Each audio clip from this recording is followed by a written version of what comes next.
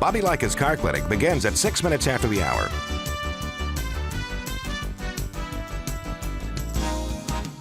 Countdown to 1 minute mark. 5, 4, 3, 2, 1, mark.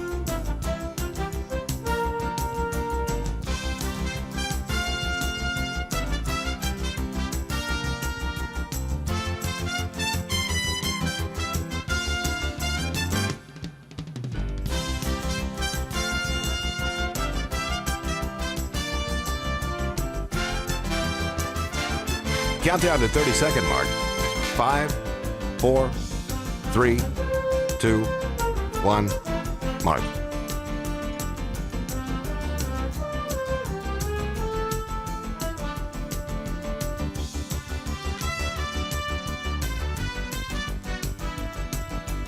Countdown to 10-second mark. 5, 4, 3, 2, 1, mark.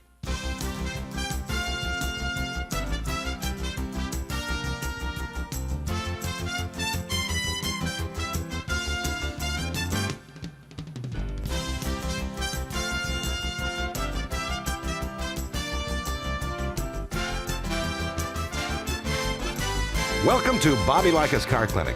If you have a car question for Bobby, call now at 1-800-264-5454, toll free from anywhere in America. And now, here's your host, Bobby Likis. And a special good morning. Welcome to this hour of Bobby Likis Car Clinic. Good morning. I hope your week was great, and I hope that your car's doing well for you. If you have any issues with it, you're not alone. Anybody that drives, and everyone that drives an automobile, sooner or later, that will have some problems. And it's how you handle those problems, and not only the expense of repair, but also the expense of operating. And operating expense can be a lot of things. I mean, tires and brakes, and you understand all those things. Wiper blades, if a headlight burns out or tail light, you have to replace that. But there are some hidden special components in your automobile, and I'm going to be sharing with you a little bit about those today, and what the cost of those hidden safety features are, for example. Bobby Likis Car Clinic is brought to you in part by O'Reilly Auto Parts, folks. It's O Rewards bonus point month at O'Reilly Auto Parts. You can stop in today for a store-wide savings, plus you earn double O Rewards. Easy for you to say. You earn double O Rewards points on all sale items like, as I mentioned, wiper blades, motor oils, and more. If you're not an O Rewards member, sign up today, online or in the store. It's easy, fast, and the best part, it's free. But hurry, double points are only available for a limited time. O'Reilly Auto Parts, better prices every day. New screener in the house, Mr. Irvin. Call 888 Car Clinic. A 2013 Honda Accord came in the shop running rough, stalling, and a check engine light. The vehicle had originally been repaired by another shop. After a thorough diagnosis, we found the vehicle was generating a bad signal from the crankshaft position sensor. This seemed odd as it had just recently been replaced, but the scope doesn't lie. A bad waveform signal needs to be fixed. Our solution? A new crankshaft position sensor from Motorrad. A longtime leader for vehicle thermostats and caps, Motorrad now offers engine management products that are engineered to meet and or exceed OEM specifications. They're designed to perform under severe operating conditions and are resistant to extreme heat. We made the change, and that fixed the car. Motorrad engine management products are manufactured in Tier 1 OEM facilities with top quality qualifications. They undergo comprehensive 100% in-line and end-of-line testing to ensure uncompromising quality. Learn more about Motorrad engine management products and other Motorrad solutions at Motorrad.com. In the Car Clinic service bay this week, a 2013 Ford Escape. The customer was having a hard time cranking the vehicle and had to jump-start the car several times in the weeks prior. They assumed it was a failing battery, but it turned out to be something else. After a close inspection, we found the alternator was supplying very low voltage to the system, which can never be fully charged. We charged the battery, tested it, and confirmed it was still good. We then replaced the alternator and performed a starting system test after verifying proper voltage from the alternator. The starter motor showed an abnormally high current draw, likely damaged from all the cranking of the vehicle with low voltage. Our solution? A new Motorcraft starter and alternator, so we could be sure to fix it right. Both parts were readily available at FordParts.com. Motorcraft Parts offer OE-approved specifications and performance for all your Ford and Lincoln repairs. Motorcraft, right part, priced right, and you can learn more about Motorcraft starters, alternators, and other high-quality vehicle-specific parts at motorcraft.com. You're listening to Bobby Likis Car Clinic. P. Outfitters, I'm Tina. How can I help you? I'd like to place an order. Great. Which item? The cotton roll neck sweater, large. Okay. Periwinkle, Loden, or caramel? The caramel, please. The what? I'd like it in caramel. Oh, the caramel? Yeah, that's what I said, Tina. Actually, you said caramel when it's pronounced caramel. Can't we just call it yellow? No. Everyone knows the best part of a Milky Way. They just don't know how to say it. After all, it's our caramel. It's caramel. Ugh, that makes a Milky Way great. You start my morning, you stir in my soul, you warm my heart, make me feel whole. Your aroma calls me, starts my morning, happy morning. Your name is Folgers Mountain Grow, now you're here. Your aroma helps me wake and the day is mine to take. The best part of waking up is Folgers in your cup.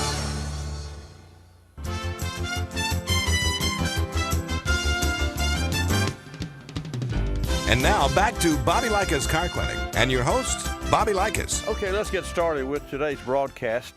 First, I want to welcome you in. If you're new to Bobby Likis Car Clinic, got to get my microphone exactly like I want it, so I'm comfortable sitting in my easy chair. Well, it's not necessarily an easy chair, but it's a great place to be on Saturday mornings from 10 till noon every Saturday for some 28 years.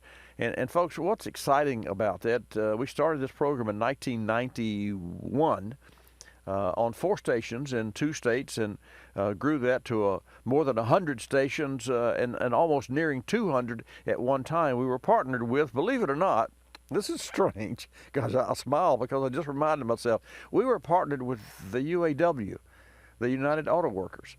And at that time, Cliff Curley was the general manager for the UAW. Now, the UAW is not in the radio business, but they inherited, and I'm not sure of the details, that's one organization you don't get much information out of. Now, I've been to Solidarity House there on Jefferson in Detroit several times. And by the way, if you go to visit the UAW at their Solidarity House, they call it, which is a large building that's gated. You don't drive. You drive one of the big 3s. Now, at that time, this was, of course, before Mercedes-Benz bought Chrysler and then since sold it. But there was Chrysler, Ford, and GM. That was the big 3. And Andrew Card was the president and CEO of the American Automobile Manufacturers Association. And, of course, he was tucked in with the UAW because they have their regular meetings and they discuss what's going on. And I interviewed Andy, and I called it. Andy was also, he was the chief of staff for the White House and I forget which president it was, but he's a fellow. He's not only highly educated, but he was really deep into politics, but you would never know it. He was not the kind of guy that would choose left or right side. He would just, to me at least, he told it like it was. And I went to the UAW to meet some of the folks there and to meet the president of the UAW and some of his other associates. And here's the feeling that I got, and I'll just share this because it's oh, by the way, I'll invite you to give us a call. I want to share with you a little bit, and when I get to that, the hidden cost of safety features on your automobile. A good friend of mine, Charles, Dr. Charles, gave me a Consumer Reports program and some other notes that he had put on the page with regard to the hidden cost of safety features. And the safety features save a life. That doesn't matter, if it costs you money because it saves your life. But it does matter when you replace a windshield, and I'll get into that just a little bit. But back to and I'll invite you to call. A new screener in the house, John Irvin. So, John, welcome to Bobby Likis Car Clinic. Glad to have you in the house. And so, folks, when you call, do welcome John to the Car Clinic family. 888 Car Clinic. That's 888-227-2546. Again, 888-227-2546. And I'd love your opinion. Last week, we kicked off the Your Car, Your Data. .org. It's a campaign, and I say it's a campaign. Your car, your data. So your car collects a lot of data. Does that data belong to you, or to whom does it belong? And that's something else that we're going to get into, and especially in the second hour, because I'm going to have three special guests on the hotline, all three guests at one time, and I have lots of questions for those gentlemen who are in the Aftermarket Association and also in the Rules Making Association, and also one is the president and chief operating officer, as I remember, for one of our partner sponsors. Which so anyway, and I'll get to that a little bit later too. But back to my trip to Detroit, three or four times to Solidarity House, and here's the feeling that I got. They're very, very structured. And I know that you have to have structure in a company. Having been in business for 48 years and on this program for 28 years, there has to be a structure. For us, for me, I just welcome you to the show, and we have laid-back conversations for the most part. And we really do. We have personal relationships, and that I've had. More than 100,000 of you have called in over the past 28 years, and never had a bad call. It's just it amazes other people. It doesn't amaze me, because I have such a great deal of respect for you, because you show me a great deal of respect. I don't have all the answers, and I've said that, and I'm not here to fix your car. But I can certainly give you buzzwords that will help educate you and help you better communicate with your local service shop. So, it's like going to a doctor. What you don't know can cost you. So the questions to ask are the main thing. So call me with any question. The only dumb car question is the one not to ask. So I go to Detroit, my first trip. I'm invited to join. At that time, we had about, 90, 95 stations that aired our program across the nation, and the UAW had 30 stations. Well, they wanted our program, but they also needed content, because that's what radio was all about, content. Yeah, you go to, that's what's on either a CD or on your phone or on a stick is content. So that content can be pictures, it can be videos, it can be voice to voice, it can be talk radio. The difference between music and talk radio is this. You can listen to music in the background and carry on nice conversations, dinner parties, yada, yada, yada. But you can't do that with talk radio. You either got to be in or out. And that's what I really enjoy about talk radio. A lot of people just listen and don't call because they don't want to be on the air. Well, don't worry about that. You're really not on air.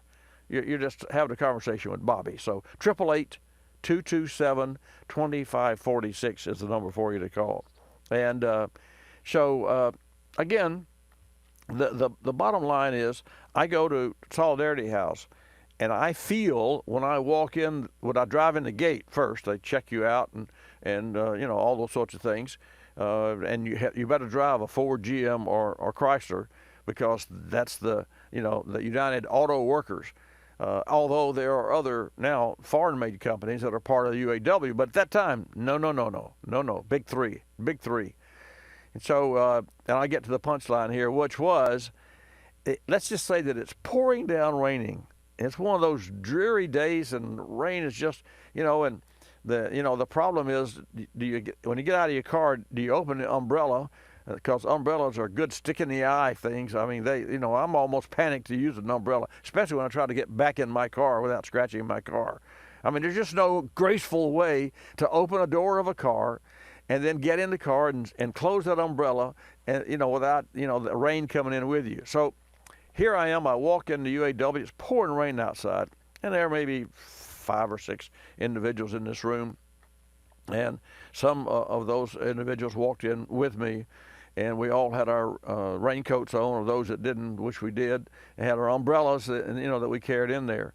So the feeling that I got was that if someone wanted to say, God, is it raining outside? No one would say that, because no one wants to take the lead.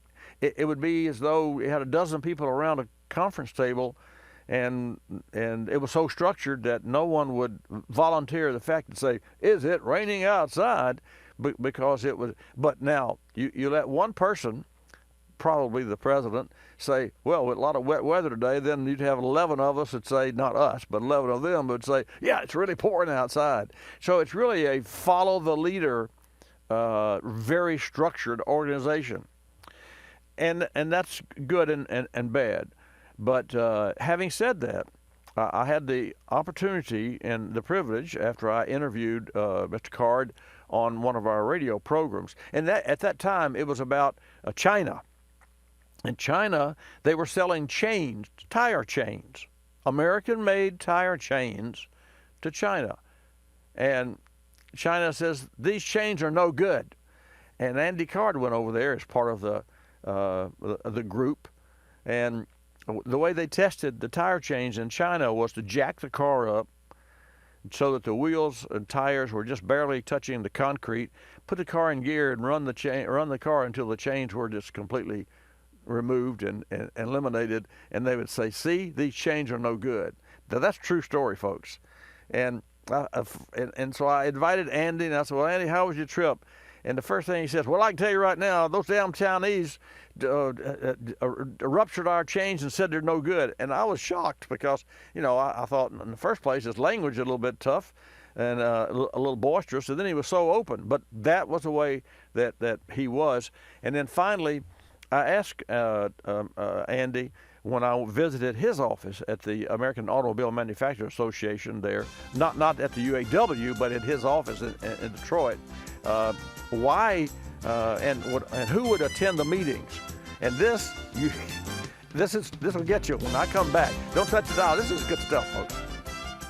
Berryman's B12 Chem Tool features HEST, or High Energy Solvent Technology. Using a combination of stronger solvents, HEST technology helps maximize one-tank cleanup of intake valves, fuel injectors, and combustion chambers. But don't take our word for it. Billy tried Berryman B12 Chem Tool in his mother's 2005 Altima. The vehicle was misfiring, throwing off codes, and running poorly. After using B12 Chem Tool, no more misfires and no more trouble codes. Learn more about Berryman B12 Chem Tool and other great products at berrymanproducts.com. You've heard me talk about Motorrad's leading the way with automotive thermostats, fuel, oil, and coolant caps. Now, Motorrad's using their expertise and Tier 1 OEM facilities to deliver advanced engine management solutions. Products like camshaft and crankshaft sensors, ignition coils, mass airflow sensors, even variable valve timing solenoids. And Motorrad's aftermarket products are designed and manufactured to meet or exceed original equipment specifications. Learn more about Motorrad products and industry-leading application coverage at Motorrad.com.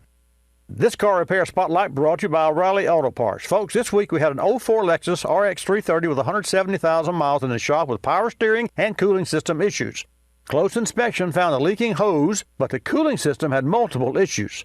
Leaking radiator, both upper and lower hoses cracking, and a cooling system badly corroded. We called our local O'Reilly Auto Parts professional, ordered a new radiator, power steering hose, and thermostat. We always replace a thermostat whenever we're repairing a cooling system to ensure the engine's temperature is properly controlled.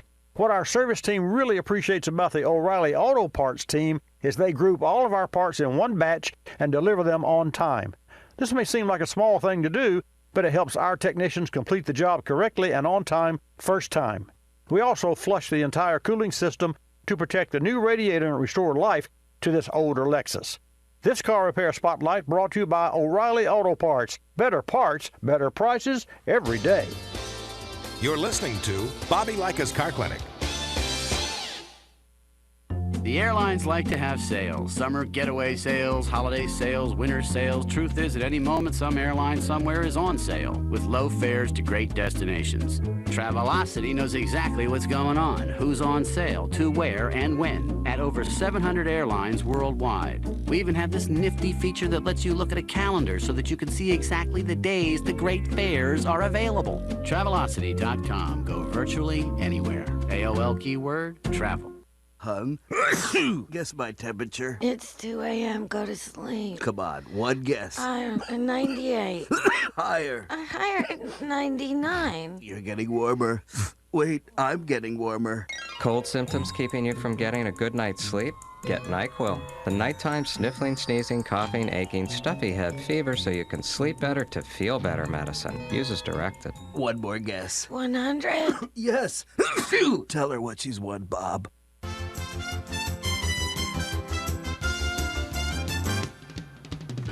And now back to Bobby Likis Car Clinic and your host, Bobby Likis. And welcome back to this segment of Bobby Likis Car Clinic.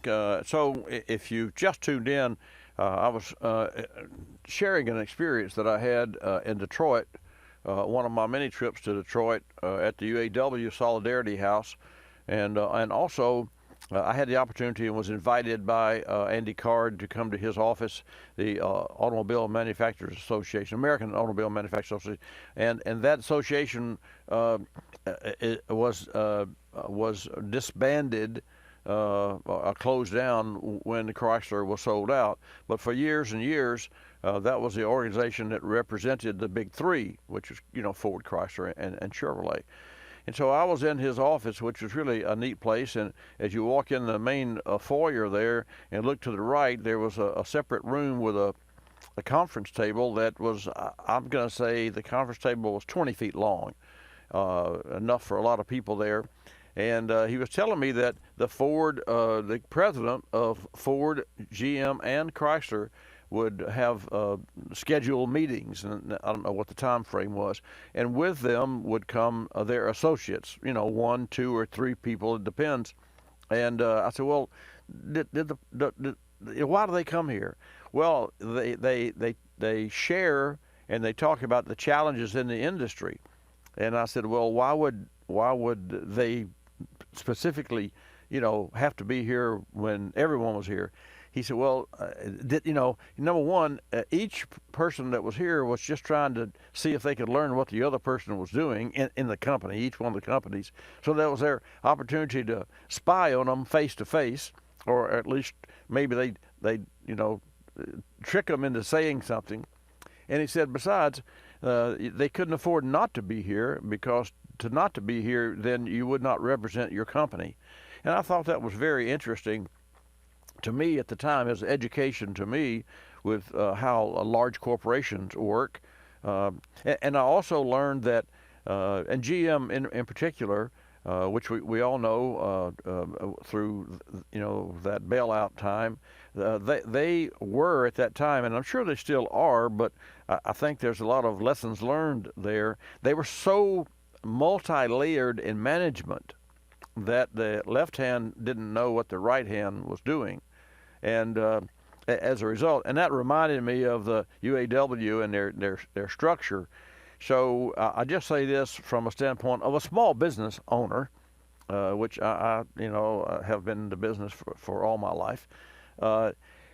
In order to really run a well-lubricated, organized company, the left hand has to know what the right hand is doing, and any changes have to be shared with one another in that company.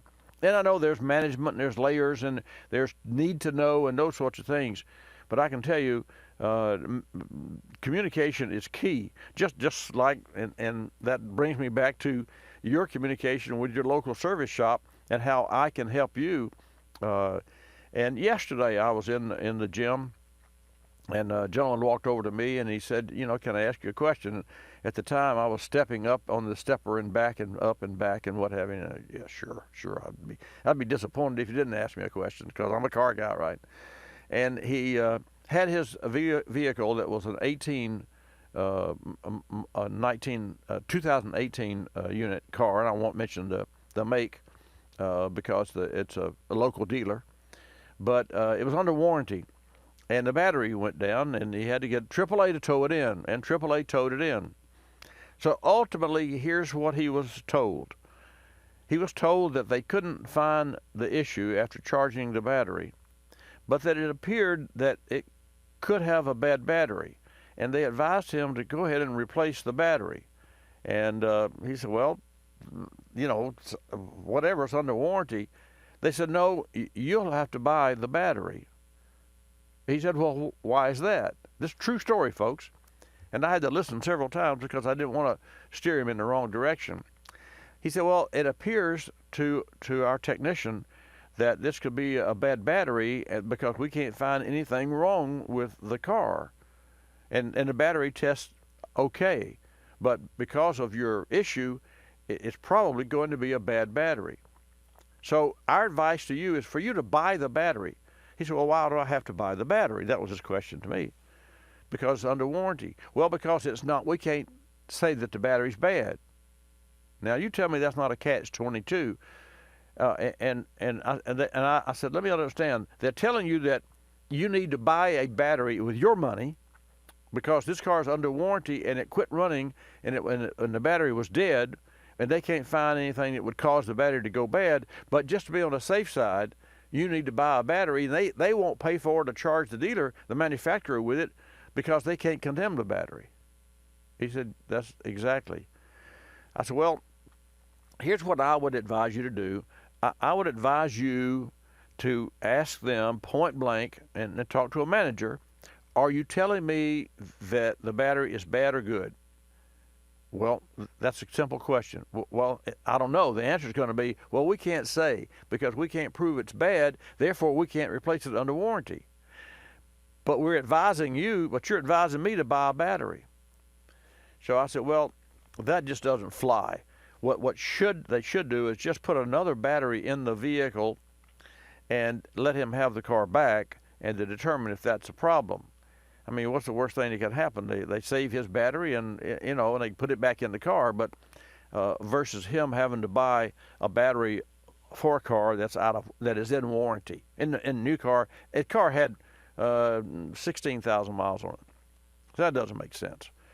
So anyway, as I said, I won't mention the dealer, but it sure is hard not to mention the dealer. But I won't do that. Let's go to Nevada and take a call from Captain Jim. Captain Jim, you have to bail me out of this because I don't want to slam this dealer because I don't go there. But I can tell you something. I don't know really how. I didn't know how to advise him except to say, okay, take delivery of the car, and when it breaks down again, don't call AAA, call the dealer, and let them have it towed in. Anyway, welcome to Bobby Likis Car Clinic. Good morning. Thanks for holding. Yeah, hi, Bobby. Yeah, well, I've got a kind of a dealer problem myself. Okay. As you know, I have the 2013 Ford Explorer. Right. And I took it in to get a recall done on it, on the rear suspension, which was taken care of on the recall. While they were under there, they tell me that the transmission mount was worn and torn and leaky fluid. Right. Do those transmission mounts have fluid in them? Yeah, that's the coolest thing. I'm glad you asked that. So in 2006, I bought my wife a new Mini Cooper. And at that time, we did not have a Mini dealer in Pensacola, so I bought it out of South Florida, and they actually delivered it to me. That's another story. But anyway, the bottom line, at 16 or 19,000 miles, one of the two, it had an issue, and I had to, it was a leaking thermostat housing, which turned out to be a national problem. It took me 2 months to find it because it was so minor. It never leaked on the ground in the garage, but it would seep, and then that would flash off the coolant and dry off and leave a stain. And so it looked like head gasket. So long story short, the very day that the Mini Cooper dealer in Atlanta had it flatbedded to Atlanta to replace the thermostat and brought it back, that very day I backed the car out of the garage because they were going to pick it up at the shop. and there was this big puddle. No, I wouldn't say big puddle. Maybe 4 or 5 inches of black goo, dark oil, and it was oil from the motor mount. So what the manufacturers have done is motor mounts are isolators. They're also attaching devices. So they're metal with rubber that's molded to the top stud plate and the lower stud plate, but also they're balloons, because in the middle they use liquid, and that liquid is a gel, a thick, heavy viscosity lubricant, sort of like rear axle grease, but it's black, I can tell you that. Maybe that was from the rubber. And what that does, it softens the rubber even more so, like that you've got a little, like a bean bag, you know, or a little balloon that you set on like a beach ball. And so the answer is yes, that transmission mounts, engine mounts do have oil in them. And Captain Jim, in addition to that, and this has been for some time, they have shock absorbers built into the engine mount, all internally, and the engine mount has an electrical connector, and the computer controls the viscosity or the valving, which is like a shock absorber has valves in it that allows it to either be a stiff or soft. And I'll give you an example. At any RPM below 1200, which is idling speed, the computer releases the valve and the engine mount becomes real soft and mushy, so that at an idle you don't feel that, because the engine's shaking around, but it's not transmitted to the car. And then when you step on the accelerator and you get above 1200 RPM or so, whatever the threshold is, that engine mount becomes more solidified because the valving is stiffened up. It's just like the electromagnetic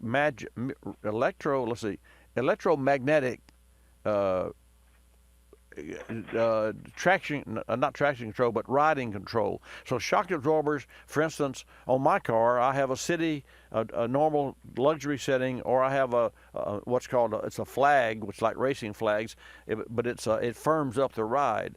And so a lot of new cars use fluid that has metal in it, and they use valving, and they can change the viscosity of the fluid by adding using a current inside the shock absorber, and that same thing is true for like motor mounts. But yeah, it's really strange. I know. What do you think about that? Well, I was a little shocked when he told me because we only have 23,000 miles on the car. It just turned 23,000. Right. But I suppose that can happen now. Well, it happened to me. Yours is a 13 model. My Mini Cooper was an 08 model, and by the way, I'll never buy another one of those cars.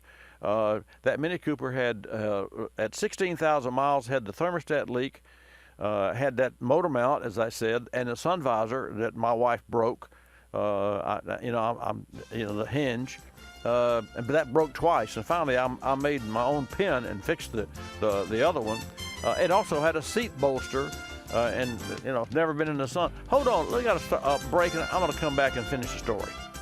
A 2015 Ford Escape recently came into the shop, 120,000 miles and going strong, but it was starting to hesitate, and the customer also complained of declining fuel economy. This 2-liter turbocharged engine is GDI, or gas direct injection, and special maintenance is needed in certain areas, particularly the fuel system. We suspected carbon buildup, and sure enough, using a borescope through the spark plug hole, there was definite evidence of carbon buildup. GDI engines are different in the way they inject fuel, and it can create some issues with repair and maintenance. That's why it's important to use products rated for GDI, like Berryman's 4-step Professional Air and Fuel Management Maintenance Kit. Each step of the process is designed with GDI engines in mind. We use the kit, and after 2 weeks on the road, the car is performing noticeably better, and MPG has improved a bit. Learn more about Berryman's 4-step Professional Air and Fuel Management Maintenance Kits and other great products at berrymanproducts.com.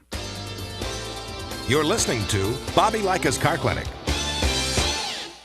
Waking up can be a chore, but mornings knocking on my front door. Know just what I'll do. Put on a pot of Folgers brew. Mountain grown aroma hits the spot. Helps me give all that I've got. An opportunity to start out smiling and happy. The best part of waking up is Folgers in your cup. I'm privileged to be involved with Capstone Adaptive Learning, formerly known as United Cerebral Palsy, for over 25 years. Since 1953, Capstone has provided quality care programs for persons with developmental disabilities like autism, cerebral palsy, Down syndrome, and intellectual disabilities. Dr. Sherry White with her team are dedicated to Capstone's clients, and 100% of your contributions stay local to serve those in this community. Go to capstoneadaptivelearning.org to see the difference Capstone makes. Technology moves at the speed of innovation, and today, that's lightning fast. So when you get your hands on the latest tech, don't forget to do the right thing with your old devices. Recycle them. The Consumer Technology Association and its members are making recycling your old tech device as easy as purchasing new ones. Just go to greenergadgets.org, type in your zip code, and you'll instantly find the responsible recycling location closest to your home. You'll also find lots of tips to simplify your recycling, like asking the store where you buy your new TV if they'll haul away your old one. Television sets, video game consoles, smartphones, tablets, they're all recyclable. Don't let them clog up your local landfill. Just visit greenergadgets.org. You're sharp enough to get the latest tech tools into your home. Now be responsible enough to get your old devices to the recycler. That's greenergadgets.org.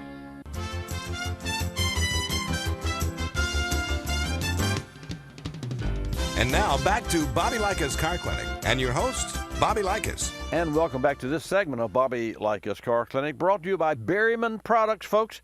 If your vehicle's a little sluggish or you're experiencing poor fuel economy, try Berryman B12 Chem Tool, featuring Berryman's exclusive HEST, or High Energy Solvent Technology. Berryman B12 Chem Tool helps to clean your fuel system and can result in higher compression. With a clean system, fewer repairs, lower operating costs, and that's a good thing. You can learn more at berrymanproducts.com. Thanks for tuning in to Bobby Likis Car Clinic. We're talking with Captain Jim in Las Vegas, Nevada. So Captain Jim, my wife's Mini Cooper, and she's a conservative driver. Well, I can't say that. She's an aggressive driver, but not to the point of drag racing. But anyway, the motor mount did go bad on the Mini Cooper, and it leaked oil, and I could, for the life of me, couldn't figure out where that came from because it was not like any oil I'd ever seen. That was at less than 20,000 miles, and so if it had less than 20, she put 6,000 miles a year, so it had to be 2.5 years old. To that end, my Jag, at somewhere between 50 and 55,000, that's about a year and a half ago, I put 10,000 miles a year on it at most. The driver's side engine mount went bad, and we had to replace it. We had to drop the power steering rack to get to the engine mount. Now, I put both mounts on. Now, I have to say this. I did do something that would never hurt any car, so I don't know if the mount was bad from the factory or it's a bad design, but I won't do that again. What I did was perform a stall test one time. And a stall test is where you hold your foot very firmly on the brake, the left foot, to keep the car from moving, and then you floorboard the gas pedal. And the engine it'll try to pull the engine out of the frame because you're stopping the car, and the engine will go to whatever the stall speed is for the torque converter. And the stall speed is the amount of, like a slush box, or the amount of slippage in the converter until that turbine reaches the point to where it won't allow the engine. And so it was about 2,000 RPM, which is about the standard. So racing cars that have stall speeds have 5,500 RPM. Those engines turn 8,000-9,000 RPM, and before the go light comes on at the drag strip, you can nail the brakes and nail the throttle, and you'll see 5,500 RPM, and then of course you do that right before the light turns green, and then you let off the accelerator, and the converter's engine's already turning 5,500. So it's like having the advantages of dropping the hammer on a standard transmission. You can bring the engine up to RPM and let the engine get into its horsepower. And I'm talking about a highly modified situation. But getting back to your Explorer, that's really it's a time issue with rubber products, and that's why I am of and have for all my career, well, most of my career, always said buy the latest car you can buy versus the oldest car you can buy,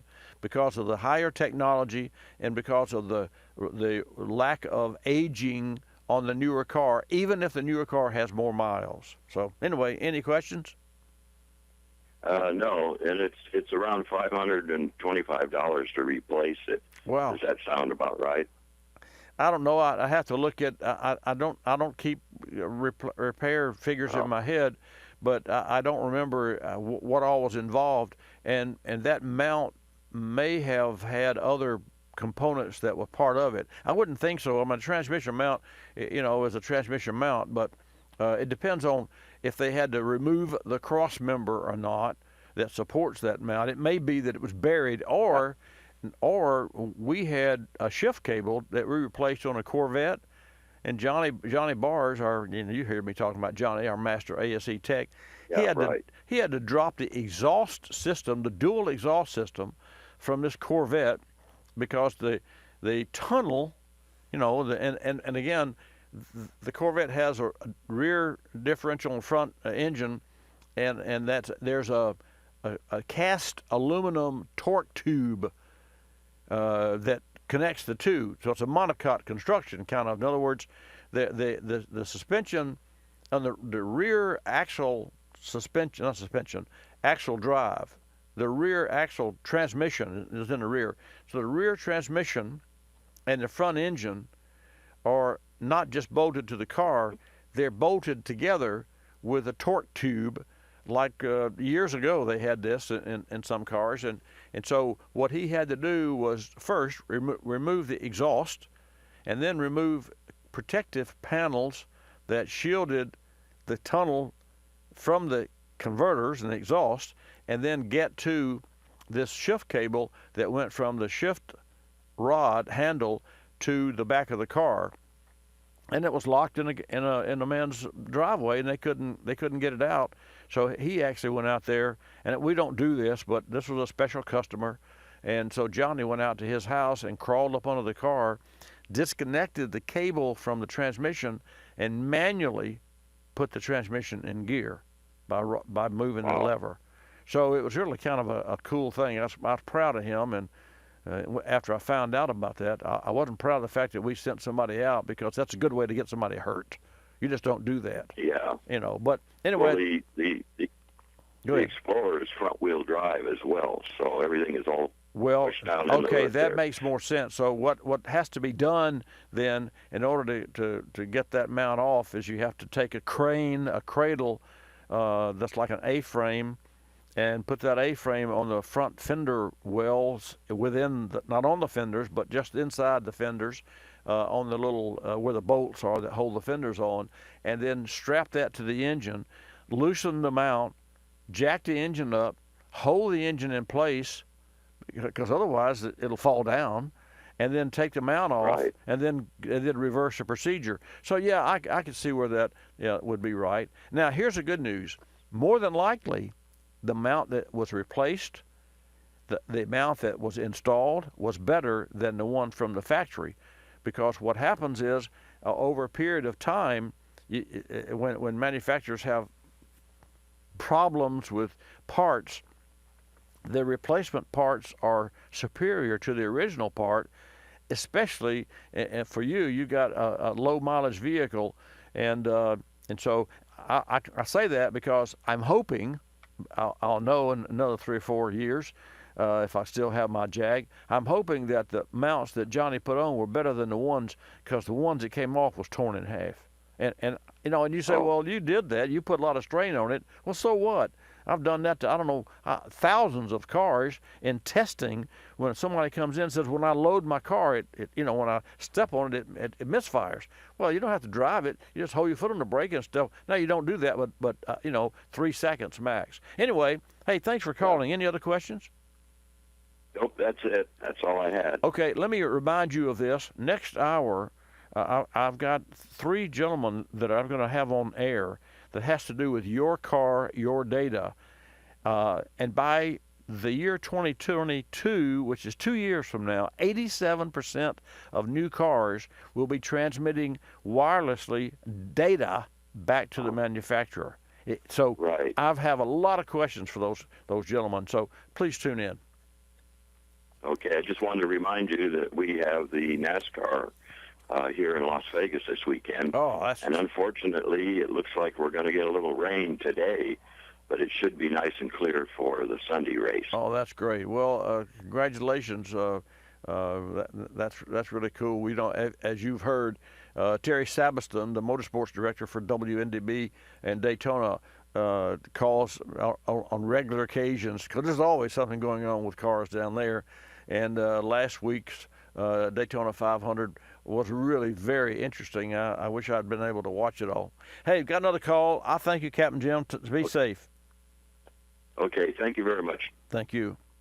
And folks, just for your information, Captain Jim was the captain for John Wayne, and captain his boat. So he's told me lots of stories on the air, as a matter of fact. He's probably surprised I didn't ask him, but we got Tom from Missouri. Tom, welcome to Bobby Likis Car Clinic.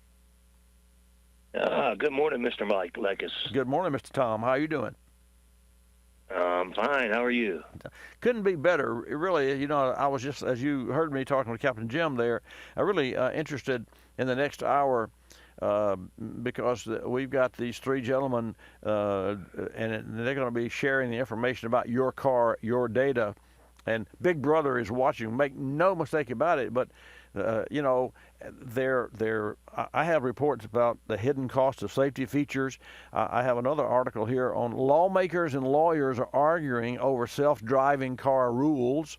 All that's to do with technology, and it's good. It's good, but there has to be, it has to be good for all, or at least it has to be compromisable for all. But anyway, what can I do for you?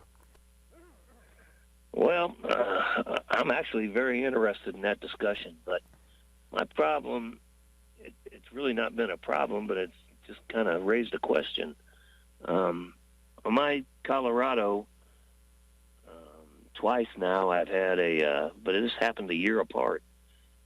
My driver information center on the cluster, it'll show up and say AC off.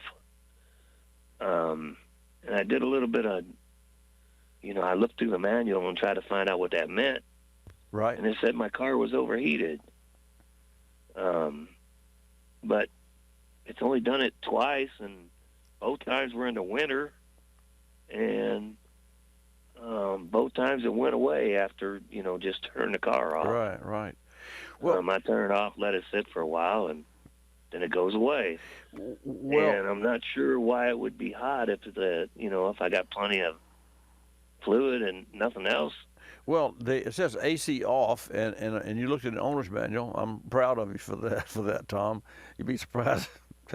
You'd be surprised that the owner's manual is the only pristine for the most part. The owner's manual is when people say my car's pristine, like my car is, it's got some seat wear where I get in and out. But for the most part, when you look at any used car, the only thing pristine about the used car is the owner's manual, because it's been in the glove box for its whole life. It's a true story. Anyway, here's the number one, the temp gauge. Now the owner's manual said that the AC off would indicate it was overheating, right? Right, but the temp gauge never goes up above halfway. Okay. But when that AC off comes on, it shuts off completely. It goes all the way down to 0. The AC temp gauge? Well, the temperature gauge on my motor. Yeah. When that the information comes on. Okay, good. That I look at the temp gauge and it's down to 0. Okay, all right, great. That tells me that it's not a mechanical problem.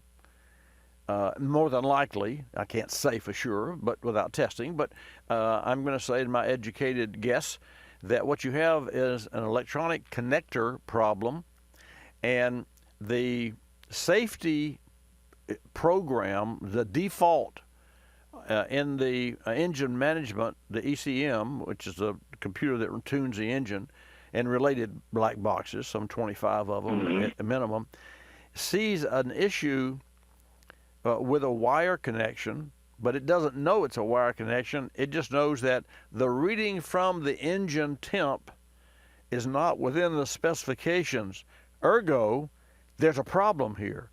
So the first person that jumps up in the problem reporting happens to be the AC, because the AC is definitely connected to the operating temperature of the engine. So if you were to, and don't do this, but if you were to go out and unplug if you could find it, and these days there's so many wires under the hood of an engine, so don't do this. But let's just say that it was easy to find, like it used to be located near the thermostat housing, and you unplug that. So you unplug that, two things. One thing's going to happen. If you unplug the temperature gauge, the temperature is going to go to 0 because it gets no reading. Well, the computer, and because everything is in that loop, all systems are intercommunicating. One of the systems says it happens to be the AC, and it says, hey, wait a minute, the engine has a problem here. Let's shut ourselves down so we don't aggravate that problem. And let me share this with you because it's just as interesting. A stability control, which uses the throttle control and the ABS system. If you took the gas cap off of the car and made the check engine light come on, and Lexus especially is good about this or bad about this. So you take the gas cap loose and the check engine light comes on, the traction control light flips on because the traction control says, wait a minute, I depend on the throttle, I depend on the engine to take care of the part of the the throttle control. But if the engine has a check engine light, it has a problem. I don't know what it is, so I'm going to put up my hand and say, hey, don't count on me, I'm out. And so we do that quite often, and people come in and say, oh, I'm so worried. I've got a check engine light on, my traction control light's on, another light's on. Time out. You take one thing at a time. You record the codes, you fix what was wrong, and then you reset the codes. And lo and behold, the traction control said, okay, I'm happy now because I know the engine's going to do its job. Anyway, hey, thanks for calling. And also, I remind you, Tom, but due to time, we have to go. Stay tuned because coming up, it's going to be a very interesting conversation about your car, your data. And folks, is it your data and you own it? I'm Bobby Likis. I'll be back after the top of the break. This is Bobby Likis Car Clinic. Bobby Likis Car Clinic is a copyrighted presentation of Car Clinic Productions Incorporated and may not be reproduced or rebroadcast without the express written approval of Car Clinic Productions Incorporated.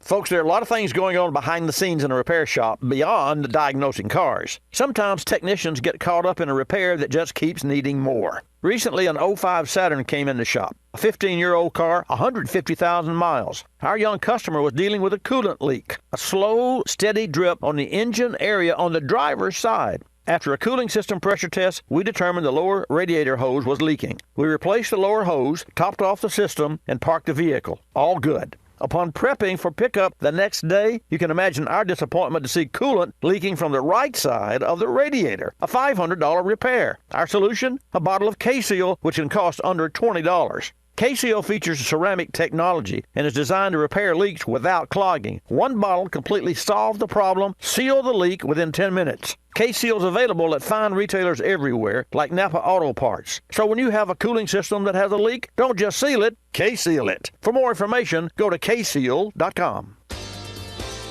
You're listening to Bobby Likis Car Clinic. If you're familiar with the Kulseford section of the newspaper, you probably understand this message quite well. You see, in the Kulseford section, everything gets abbreviated. Consonants, vowels, prepositional phrases, the very building blocks of our language are thrown right out the window. And that makes it difficult when you're trying to sell your car. You've got a limited amount of space to work with, and by the time you abbreviate the description of your car down to a couple of fragmented sentences, it sounds less like a car and more like a Bluck sedan with sniffed like new condition lemals. No wonder more people are selling their cars through eBay Motors. They can post unlimited text and photo descriptions, and with a nationwide marketplace, they're likely to sell it for more. Plus, both parties can be covered by eBay's Vehicle Protection Program. Buyers are happy, sellers are happy, and no one's abbreviating. eBay Motors, a better way to sell your car.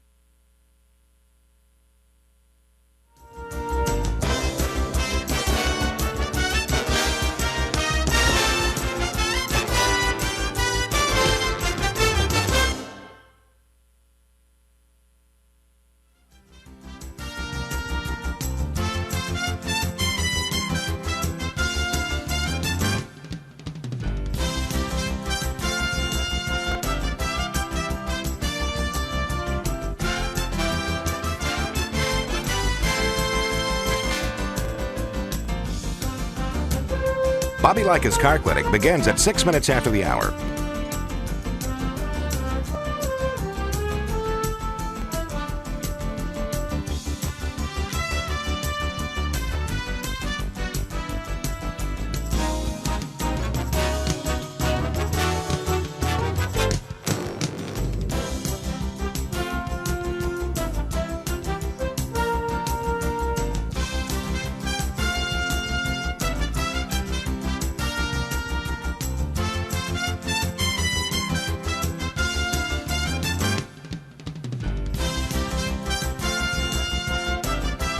Bobby Likis Car Clinic begins at 6 minutes after the hour.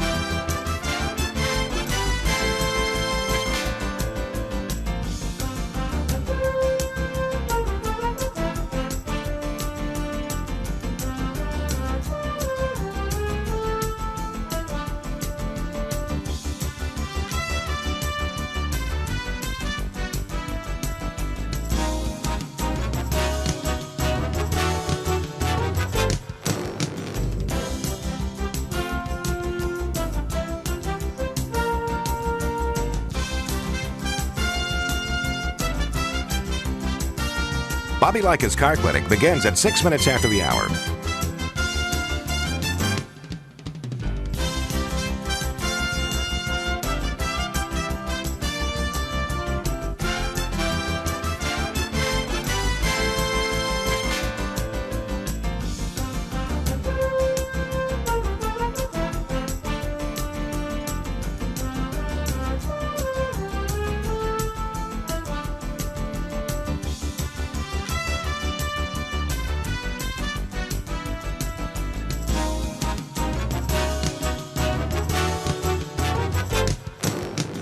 Bobby Likis Car Clinic begins at 6 minutes after the hour.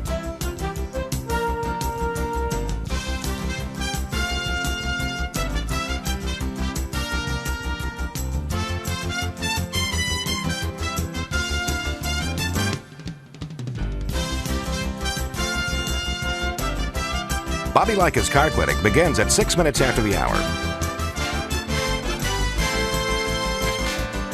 Countdown to 3-minute mark. 5, 4, 3, 2, 1, mark.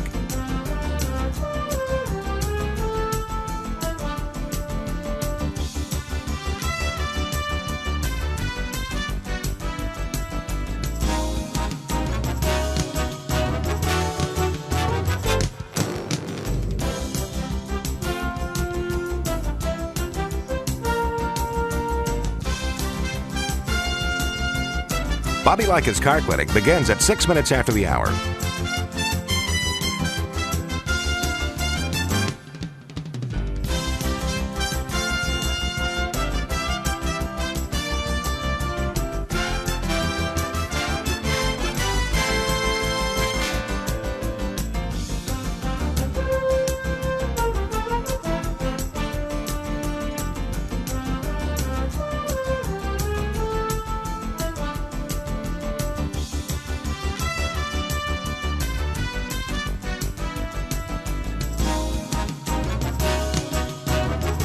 Bobby Likis Car Clinic begins at 6 minutes after the hour.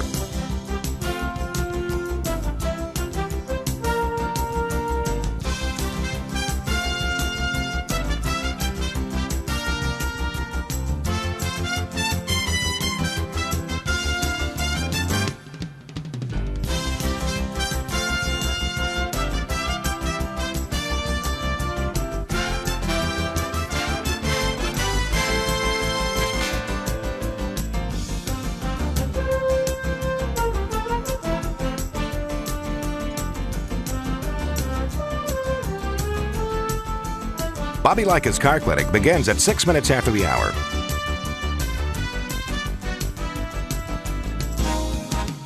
Countdown to 1 minute mark. 5, 4, 3, 2, 1, mark.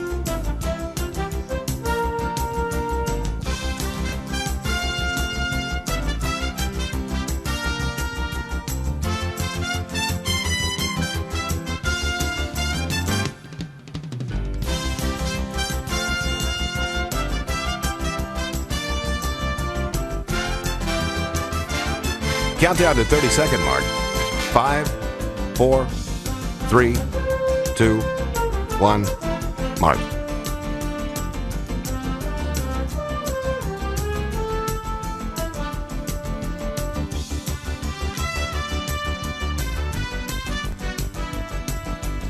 Countdown to 10-second mark. 5, 4, 3, 2, 1, mark.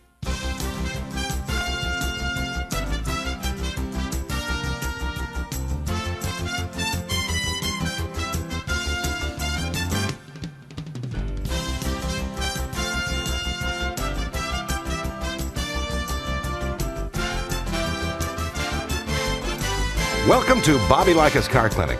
If you have a car question for Bobby, call now at 1-800-264-5454, toll free from anywhere in America. And now, here's your host, Bobby Likis. And thank you, Marty White. Good morning, folks. Welcome to this hour of Bobby Likis Car Clinic. We already have 1 hour in the books, and if you tuned in the first hour, you know that we're really excited because we have 3 guests that are going to be joining us on air about your car, your data.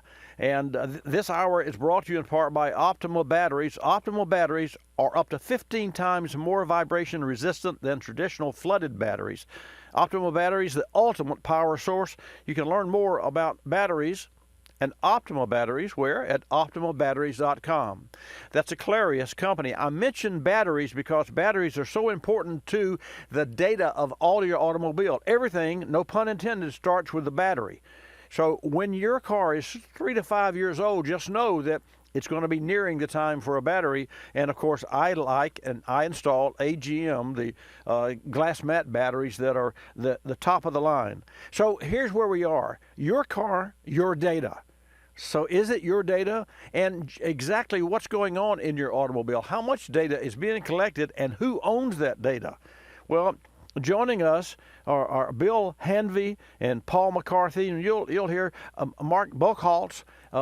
These gentlemen are in the automotive aftermarket, and they know the facts. And I want you to know the facts. So after this commercial break, we're going to come back and learn all about your car, your data. And meanwhile, go to yourcaryourdata.org, and I'll be back.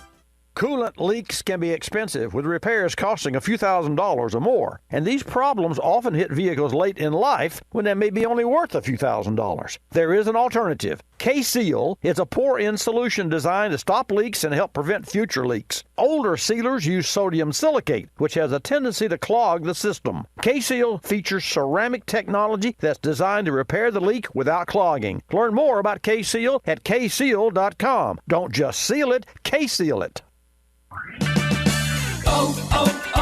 O'Reilly. It's O-Rewards Bonus Points Month at O'Reilly Auto Parts. Earn double points on all sale items like wiper blades, motor oil, tools, and more. Are your wiper blades streaking, shattering, or skipping? Save $8 per pair on Bosch Icon wiper blades, plus earn double O-Rewards points. O'Reilly Auto Parts. Better parts, better prices every day. O'Reilly Auto Parts. You've heard me talk about Motorrad's leading the way with automotive thermostats, fuel, oil, and coolant caps. Now, Motorrad's using their expertise in Tier 1 OEM facilities to deliver advanced engine management solutions. Products like camshaft and crankshaft sensors, ignition coils, mass airflow sensors, even variable valve timing solenoids. And Motorrad's aftermarket products are designed and manufactured to meet or exceed original equipment specifications. Learn more about Motorrad products and industry-leading application coverage at motorrad.com. Did you just look down at your phone? You did it again, didn't you? You know, you're flying down the road in a 3-ton hunk of steel, and a text takes your eyes off the road for an average of 5 seconds. At 55 miles per hour, that's long enough to travel the length of a football field and cause some serious damage. Turn it off. Trust me, whatever it is, you'll live. Learn more at stoptextsstopwrecks.org. Brought to you by the Ad Council and the National Highway Traffic Safety Administration. You're listening to Bobby Likis Car Clinic. You start my morning, you stir in my soul, you warm my heart, make me feel whole. Your aroma calls me, it starts my morning. Happy morning, your name is Folgers Mountain Grow. Now you're here, your aroma helps me wake, and the day is mine to take. The best part of waking up is Folgers in your cup. When you purchase the latest TV, tablet, or smartphone, don't forget to do the right thing with your old ones. Recycle them. The Consumer Technology Association and its members are making recycling your old devices as easy as buying new ones. Just go to greenergadgets.org, type in your zip code, and you'll instantly find the recycling location closest to your home. You'll also find recycling tips, like asking the store where you buy your new TV if they'll haul away your old one. Don't let your old tech tools clog your local landfill. Just visit greenergadgets.org.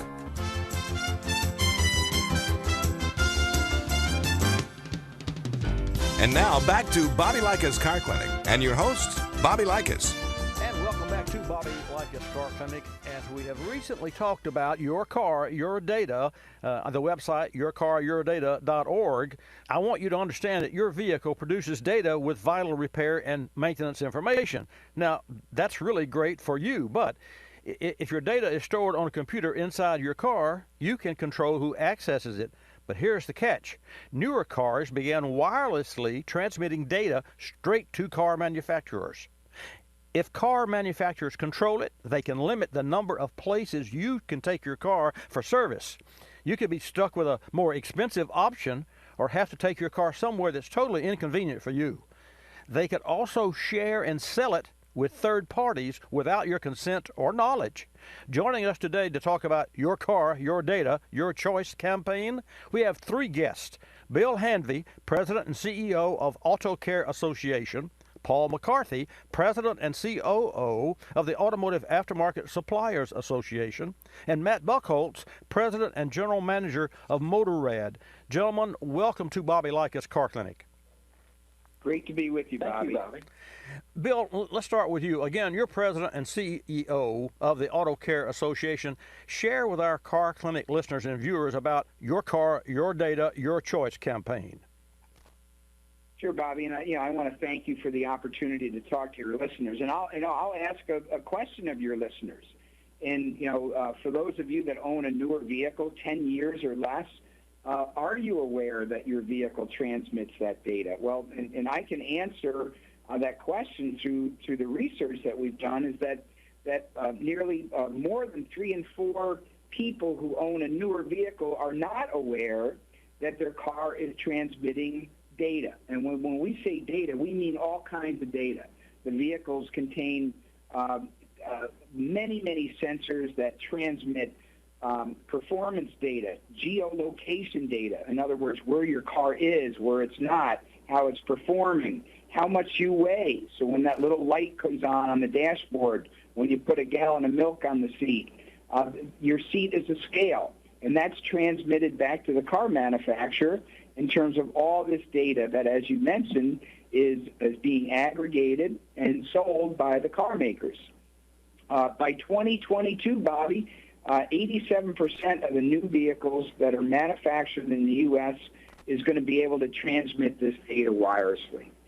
So what the Your Car, Your Data campaign is all about, it's an education campaign for your listeners. And the education campaign is centered around choice. And when that data is being transmitted by the vehicle and being controlled by the car makers obviously want to control who repairs and diagnoses the vehicle. So it's trying to limit your listeners' choice in terms of where they get the vehicle repaired.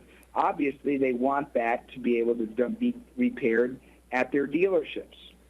70% of the repairs made, Bobby, are made in the independent repair auto care industry, your local shop on the corner of Elm and Main. So the campaign is geared specifically to educate the consumers that this vehicle or this data transmission is taking place and that their choice of where they want to get their car repaired is under threat. Thank you, Bill. Folks, we're talking again with Bill and Paul and Matt, and we're talking about specifically Your Car, Your Data, Your Choice campaign. Paul, let's start with you. As President and Chief Operating Officer of the Automotive Aftermarket Suppliers Association, what made you decide to partner with each other in support of this campaign? It's a good question, Bobby. It's important to the over 4 million American jobs that come from repairing and maintaining vehicles. And it's important because this is about the very future of that industry. But as much as it matters for us in the auto care industry, it matters even more for consumers. So the math's been done. If we allow this to become a monopoly, it'll take over $100 billion out of consumers' pockets, more with monopoly pricing. There's a lot of Americans who can't afford that. When we talk about this to Congress people and senators, they also point out that, hey, I got a lot of constituents who live an hour away, 100 miles away from a dealer. How are they going to get their vehicle repaired? And if that wasn't enough, imagine that you have one option to get your vehicle repaired. You go there, and they don't have an open bay. They say, come back in a week, come back in a month. This is how 85% of Americans get to gainful employment. So the impacts on consumers are huge. You know, take an example, a single mom. Maybe she has a 12-year-old car. That's average in the U.S. She uses her car to get to work, to drive her kids to practice, to go to church. She can't afford to have those repairs, that maintenance cost a boatload more. She can't afford to not have this vehicle repaired and not be able to get to work. So we need to speak up because the impact on consumers is tremendous. Thank you very much, Paul. Matt, it's your turn. And again, Matt is President and General Manager of Motorrad.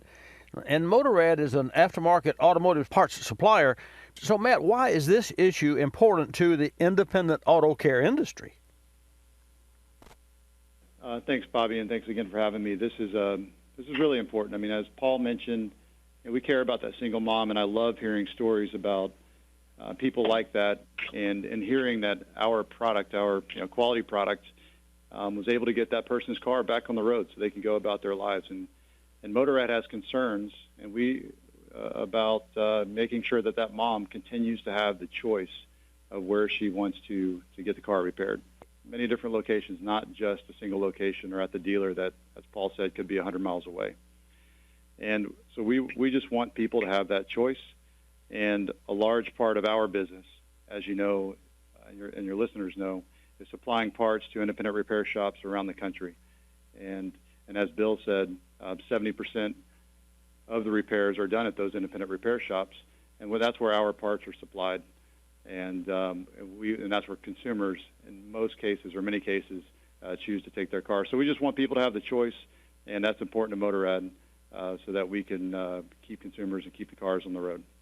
That makes a lot of sense. And Matt, I'd like to inject here that I know for a fact that when I purchase a Motorrad product that fits a specific automobile, let's say a Lexus or any car, you name it, the part that I purchase from my local independent aftermarket supplier matches and meets and or exceeds the manufacturer's specification, and in most cases the Motorrad product is an update to the original thermostat that was installed in that car, let's say 50 or 100,000 miles ago. So not only is it wise to keep this aftermarket industry alive, but it's also wise and prudent for us to make sure that car owners of America know that it's their choice, and we want to retain that. So again, I appreciate you gentlemen taking the time to share the information about your car, your choice today, and your data. Again, we have with us Bill Hanvey, President and CEO of the Auto Care Association, and Paul McCarthy, President of the Automotive Aftermarket Suppliers, and Matt Buchholz, President and General Manager of Motorrad, who is in the trenches every day. Let's shift gears. Paul, are you exploring legislation as a solution to this problem? Well, we have to. So soon, with a number of partners, we're going to introduce legislation in Congress that will address this issue, that will give consumers access to their own data, and then, if they choose, allow them to share a part of that with repair professionals so their vehicles can get repaired. I'd also note that our friends at Auto Care are making significant progress on legislation in Massachusetts on this issue as well. But I won't kid you, Bobby, this is tough. Getting anything passed in the U.S. these days is very tough. And there is a lot at stake, as you just described. So we're fighting hard, but what will make a difference is when the millions in our industry speak up, when the tens of millions, the hundreds of millions of American vehicle owners speak up and have their voice heard. That's what's going to get legislation passed. So we need to understand that. And Bill, with the automotive auto care industry getting involved, how are you supporting and your associates this initiative? Thanks, Bobby. And, when we talk about the auto care industry, we're talking about your listeners. And the listeners that are dialed in today are people that like to fix their cars and maybe not even like to fix their cars, but may have to be able to repair their own vehicles. So it's critical for your listeners to be engaged in this fight. And it's not just an industry fight, but it's a consumer fight for their right to be able to fix their own vehicles or to take their vehicle to the repair shop that they choose. And there's several ways that they can get involved and support their cause, really. They can visit yourcar.yourdata.org and sign a petition that demands Congress to give vehicle owners access to and control of their vehicle data. The petition has already been signed by nearly 20,000 people, and this is the type of information that legislators listen to. Well, that makes sense. We're going to go to a hard break, and then, folks, we're going to come back and hear the rest of the story. I'm Bobby Likis. You're listening to Bobby Likis Car Clinic. Don't touch that dial. Being car care aware is important all year round, but winter is an especially critical time as harsher conditions can strain your automobile. Here are a few items to check, courtesy of the Car Care Council. Winter means shorter days and longer nights. It's a great time to make sure interior and exterior lights are working properly, and don't forget to make sure your headlights are properly aimed. This item is often overlooked.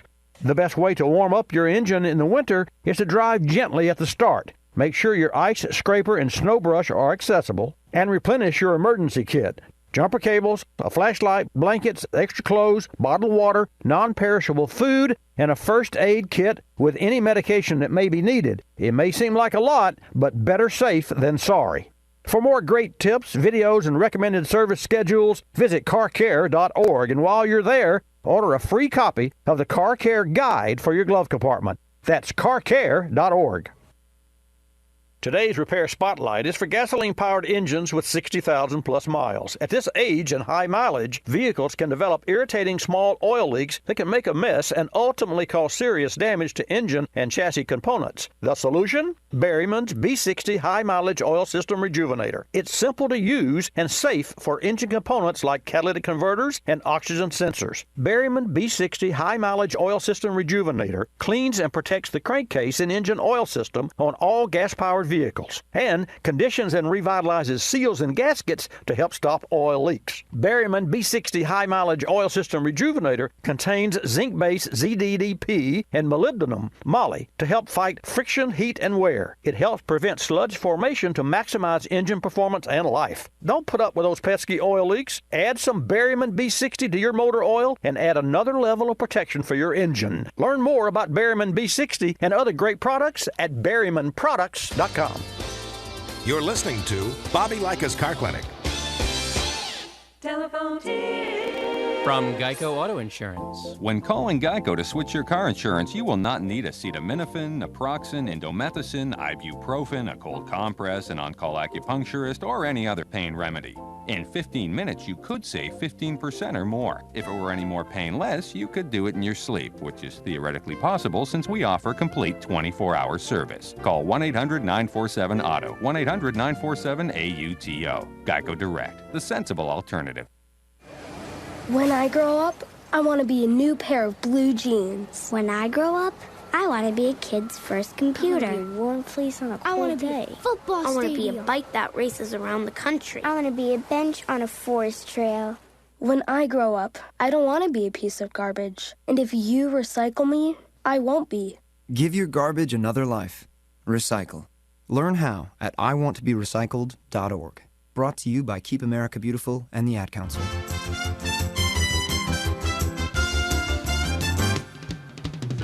And now back to Bobby Likis Car Clinic and your host, Bobby Likis. And welcome back to Bobby Likis Car Clinic. As I mentioned before, we're talking with three gentlemen in the aftermarket, and really we're talking more about and sharing information about your automobile and the fact that in 2022, 87% of the cars on the road in America will be transmitting data, your data, to the manufacturer. Bill, again, you're president and CEO of the Auto Care Association.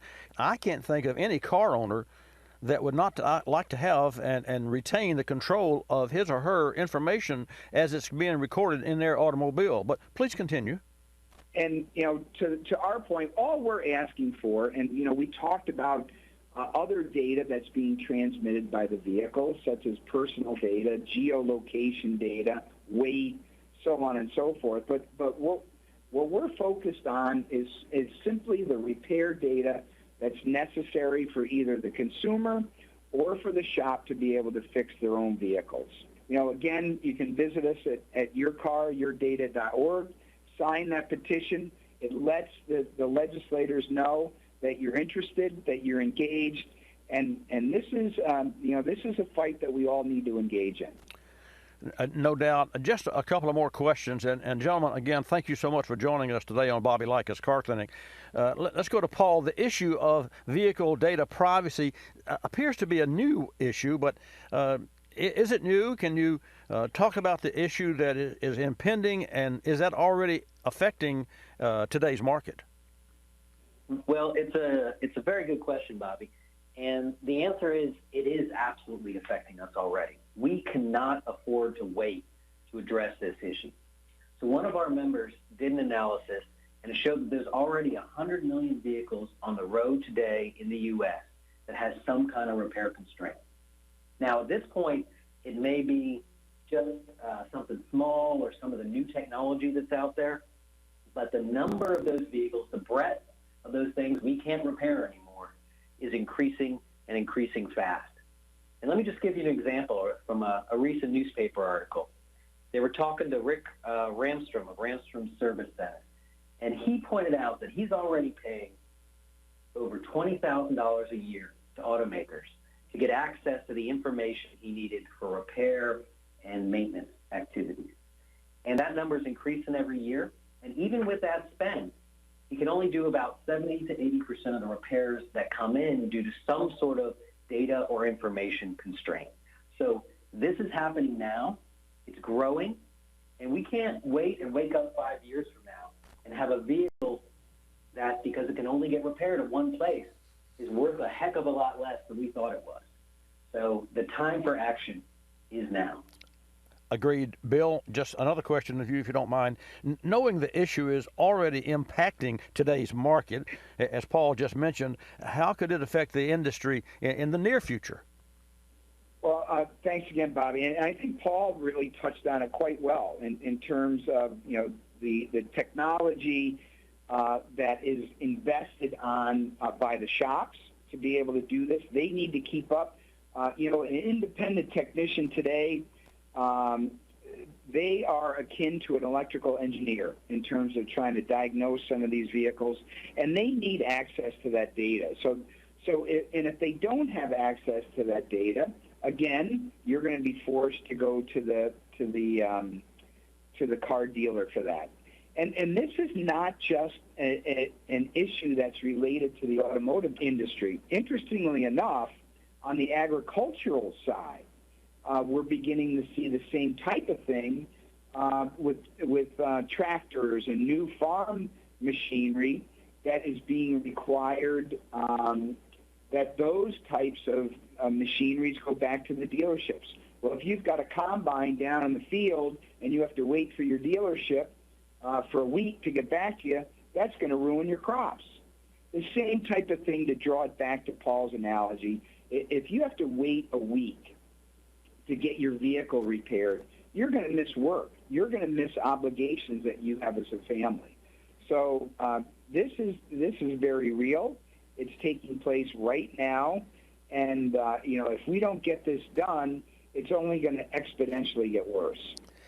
Well, thank you so much, and gentlemen, I certainly appreciate it, and I know that our Car Clinic listeners and viewers appreciate the time and the sharing of the information. And folks, the website is yourcaryourdata.org. The campaign is to move forward so that you can retain that information that's being collected on your car. And again, I want to thank Bill, the president and CEO of the Auto Care Association, and Paul McCarthy, who is the president and COO of the Automotive Aftermarket Suppliers Association. And last but certainly not least, Matt, I didn't have a lot of questions of you. I have so many more, but we'll just have to get you maybe back individually on the program. But Matt Buchholz from Motorrad, gentlemen, thank you so much for this information, and thank you for sharing not only what's pertinent today, but over the next couple of years and going forward in the future. Folks, you heard it right here on Bobby Likis Car Clinic, and Bill and Paul and Matt, I thank you, gentlemen, so much for the information and for sharing your busy schedules with all of our Car Clinic listeners today. Thank you, Bobby. It's a pleasure. Thank you, Bobby. Appreciate the opportunity. And that's what's really important for you to know, that it's your car, your data. And to that end, yourcaryourdata.org is where you should visit now and sign online, sign in to make sure that you protect your interest. And your interest is your car. And that data, as these gentlemen pointed out during their time here on Bobby Likis Car Clinic, by 2022, that's a couple of years, 87% of all new cars will be transmitting wirelessly data from your car. So it's your car and it's your data. Or is it? Well, you stay tuned to Bobby Likis Car Clinic, and we'll keep you posted. And again, a special thanks to our Motorrad partners, Matt Buchholz, who helped to bring all this to light. Because, again, the worst thing that could happen is for something to happen that would affect you and you not know it. So thank you for tuning in. And those of you that are on the hold, John and Mary from New York and John from Texas, and I'm going to share information with you and take your calls now. Again, thanks for holding. That was a rather long, one of our longest, it was our longest interview. But when you have three gentlemen and you have so much information, it's so important to you. And we are early. We're the early responders here because we're getting in on the ground floor for yourcaryourdata.org. Check it out. John, welcome to Bobby Likis Car Clinic. You've got a 2000 Ford. How may I help you? I got a 2000 RAV4. Ah, RAV4. Got it. Yeah, and I called you a couple of weeks ago and said it just had no power. And I took it to a local shop here, and they're really good. I don't know if I can give the name or not. But they found out that the catalytic converter was like clogged and bad. So once they replaced that whole unit, the car runs good. And I also did the oxygen sensors, and it just solved all the problems. And I have a question for your aftermarket people. I'm sure you're familiar with Blockbuster, how they did not predict the future. They went to DVDs and streaming. Right. And within 1 mile where I'm at, there's 3 auto parts stores, and it seems like these younger people don't want to work on cars anymore. And well, that's a fact. That's a fact. Yeah, The average age of technicians in shops across America is 47 years of age, and the lack of young people coming into our industry is mind-boggling. And you can really get me going in that arena, because having 48 years and 9 months in automotive, my own operating automotive service shop, if people say, well, what's your biggest challenge? Keeping up with technology? Well, yeah, that's a huge challenge. But in reality, finding technicians that are qualified to work on today's highly sophisticated automobiles. So John, all of these points are that's why it's so interesting today, because we have not only Paul and Matt and Jim with us, Paul and Matt and Bill, rather, with us. We also are in on the ground floor of Your Car, Your Data. But anyway, I'm glad that you called me back, and I have one word of caution. If your car had a bad converter that was restricted and killed the power, it had a bad converter for some reason. Converters do not go bad unless there are upstream issues like flooding engines, too much raw fuel, misfires. All those things contribute to a defective converter, because what happens, a converter is nothing more than an aftermarket afterburner. Not an aftermarket afterburner. Although you can buy aftermarket catalytic converters, and every automotive aftermarket supplier's converter meets government mandates. So it may not look like and match exactly what came off the car, but if it's sold by a service shop in America, it has to be certified as a government mandate, not mandated, but government approved part. But anyway, you said you had one more question? Go ahead. Yeah, the question was just, what do you think the future of the auto parts stores are, since there's so many in one area and people aren't working on the cars anymore? Well, I've thought about that. You've been reading my mail. I thought about that because I thought about what's the future of automotive service, period. And especially with new cars and self-driving automobiles and EVs. See, an EV, the maintenance on an EV automobile is probably 20-30% less than standard maintenance on other automobiles. Having said that, there are more than 300 million cars on the road.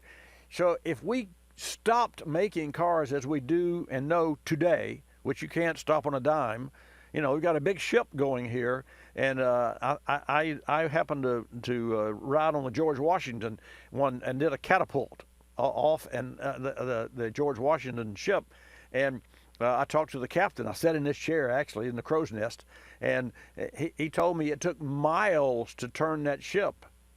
And anyway, more interesting information about the leaning of the deck. 2%, 2 degrees is how they must keep it in there. And for testing, they go full throttle, wide open turn, and up to 11 degrees, and that's a lot for a big ship. Bottom line, we have a huge ship moving forward in the automotive aftermarket and in the automotive new cars.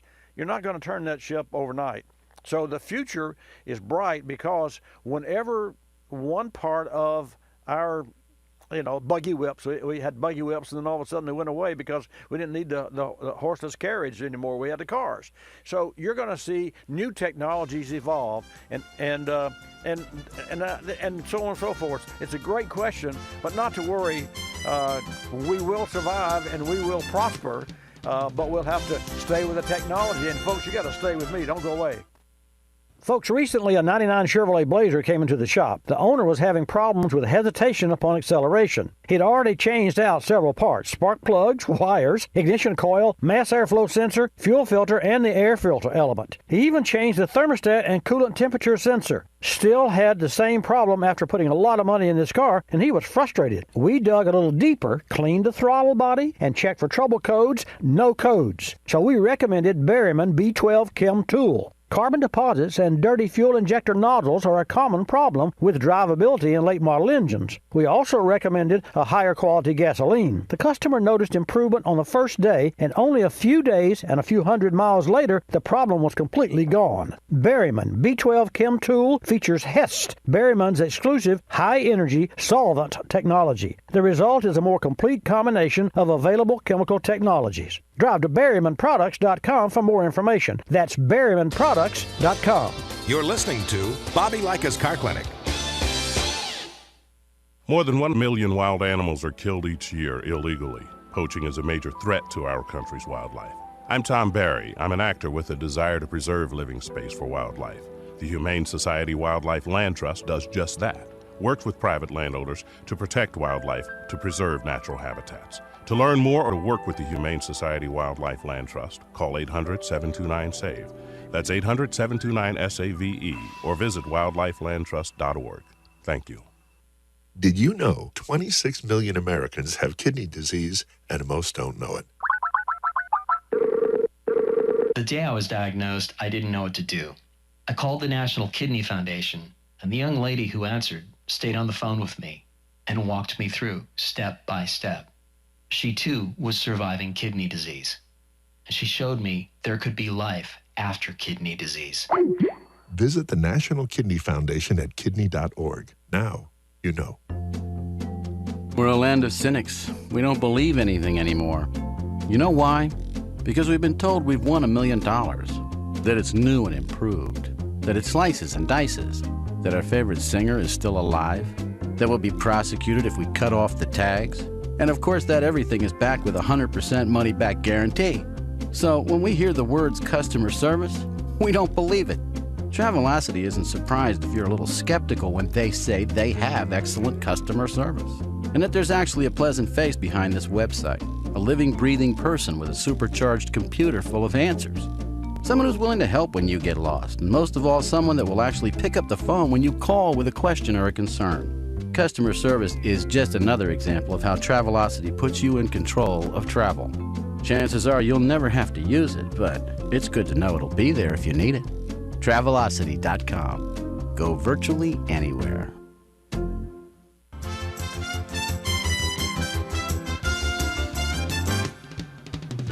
And now back to Bobby Likis Car Clinic and your host, Bobby Likis. And welcome back to this segment of Bobby Likis Car Clinic. What a fantastic program today. I hope that you are sincerely enjoying the fact that we're bringing you information that you just can't get anywhere else, especially at the price, which is like we come to you free. But we are supported by our partner sponsors, and K-Seal is one of our partners.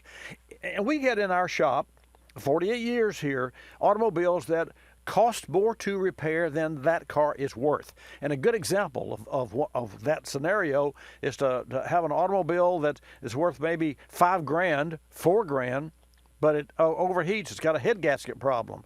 And if you have a vehicle that is overheating because it has a radiator leak or a thermostat leak or a water pump leak, or specifically and more threatening, it'd be a cylinder block or a head gasket leak. Well, K-Seal is a one-step pour-in solution, and it's designed to stop coolant leaks and help prevent future leaks. You can find K-Seal at, Menards, and in addition to fine auto parts stores nationwide. But when you have an engine that needs a repair, and you're in an automotive service shop, and it's going to cost more to repair or replace the engine than it's worth, you can seal it. You can seal it and permanently stop that leak with K-Seal. So if you have a coolant leak, don't just seal it, K-Seal it. Check out kseal.com for more, and a special thanks to all of our partner sponsors for supporting us so that we can support you. And speaking of supporting you, let's go to John in Texas, who has an issue with a 2000 GMC. John, welcome to Bobby Likis Car Clinic. Thanks for holding. Well, thank you, Bobby, a long-time listener.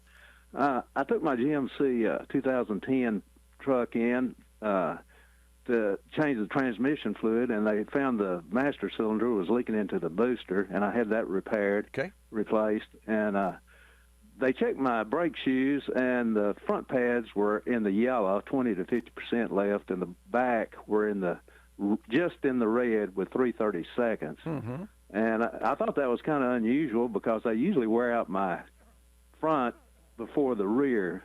I've always worn out the front instead of the rear first. Right. And they wanted they said I need to replace them and turn the rotors. And I was wondering if there's no vibration or not making a grinding sound, do I need to turn those rotors, and how do I need to replace those brake shoes pretty quickly? Oh, and yeah. Yes. And the answer to all that above is pardon me. The answer is yes, you should. And here's why. If a rotor has 5,000 miles on it, actually if it has 100, but if it has 5,000 miles on it, it wears. And it matches and mates into the surface of the brake pad that is, using the friction to stop the car. The surface of the rotor takes on different waves because there's road grit, as you know. And actually, it's beyond me how well they work, because although the pad rides directly on the rotor all the time, there's no pressure there, so water gets in there. Dirt, sand, silt, and rocks, and I've actually seen pieces of metal that lodge in between a pad and cut a groove around the rotor. I had that happen on a Volvo that had 19,000 miles with a heck of a brake noise, and we took the pads off, saw the groove, and we just chiseled out and dug out the piece of metal and put it back together, because all it left was just a ring cut around the rotor, which is okay. You lose that little, whatever it was, 30 thousandths, 40 thousandths groove.